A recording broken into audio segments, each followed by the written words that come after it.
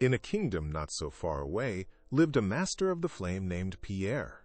Pierre was more than a cook. He was a culinary wizard who could make a common stone taste like a five-star steak. With a massive curled mustache that twitched with every thought and a round belly that shook whenever he hummed his rhythmic kitchen tunes, he was a sight to behold. But beneath the jovial exterior lay a fiercely stubborn heart. Pierre despised the arrogant and the hollow. He believed food was the ultimate truth. However, his life was about to be tested by the most arrogant man in the land. The king, famous for his fragile ego and his terrifying love for executions, had heard of the wizard in the kitchen and decided it was time for a royal command. The king sat on his heavy golden throne, his stomach growling with a sound like distant thunder. He looked down at Pierre with cold, demanding eyes. "Chef!" the king roared, his voice echoing off the marble walls. "Prepare for me the most powerful dish in existence. Something that matches my greatness." The king leaned forward, a cruel smile playing on his lips. "If I love it, you will be showered in gold until you can no longer walk. But if I don't, I have been looking for an excuse to test my new executioner's blade. Do not disappoint me." Pierre didn't bow low or tremble. He simply nodded, his mind already spinning with a dangerous, brilliant plan to save more than just his own life. Pierre arrived at the royal kitchen like a whirlwind. He chopped onions with lightning speed, the blade a blur of silver. He tossed rare spices from across the room, hitting the pots with mathematical precision. The kitchen became a beautiful chaos of dancing fire and rich, intoxicating aromas. But as the grand soup reached its peak, Pierre did something insane. He grabbed a giant heavy jar labeled pure salt. With a steady hand, he dumped the entire contents into the golden bowl. His assistants gasped in horror, their faces turning pale. "Chef, are you mad?" "You will lose your head," they whispered, trembling in fear. Pierre simply winked and adjusted his hat. "Relax, my friends.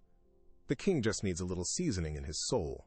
The king eagerly dipped a golden spoon into the soup and took a massive, greedy gulp. For 3 long seconds, there was a deafening, dead silence in the hall. Then, the explosion happened.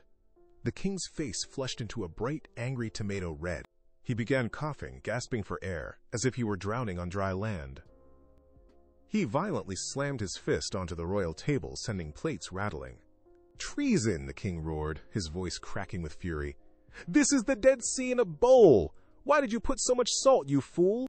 Royal guards instantly drew their swords, the cold steel pointing directly at Pierre's throat. The court held its breath, waiting for the order of death, but Pierre stood his ground, looking directly into the king's raging eyes. Pierre did not flinch. He stepped forward, ignoring the blades. "Your Majesty, what is the most important ingredient in a kitchen?" he asked calmly. The king paused, caught off guard by the chef's audacity. "Salt, obviously," the king barked. "Without it, every dish is tasteless." Pierre smiled softly as the lighting in the room shifted from a harsh blue to a warm, gentle, golden glow. "Exactly. Salt brings life to food. But look at your tongue right now. Too much of a good thing turns a masterpiece into poison. You are the king. Your power, your pride, and your laws are the salt of this kingdom. They are necessary. But because you rule with nothing but anger and ego, you have made your kingdom unpalatable. You are poisoning your own people with too much salt." The entire courtroom was frozen. Then, the king did something unexpected. He burst into a booming, genuine laugh. He walked down from his throne and placed a heavy hand on Pierre's shoulder. He didn't execute the chef. He made him his royal advisor. In life, virtue is always found in the delicate balance of things. Too much confidence becomes arrogance. Too much caution becomes cowardice. Do not ruin the masterpiece of your own life by over-seasoning it with your ego. Seek the middle ground, where the flavor of life is at its finest. Remember the chef and the king, and keep your salt in check.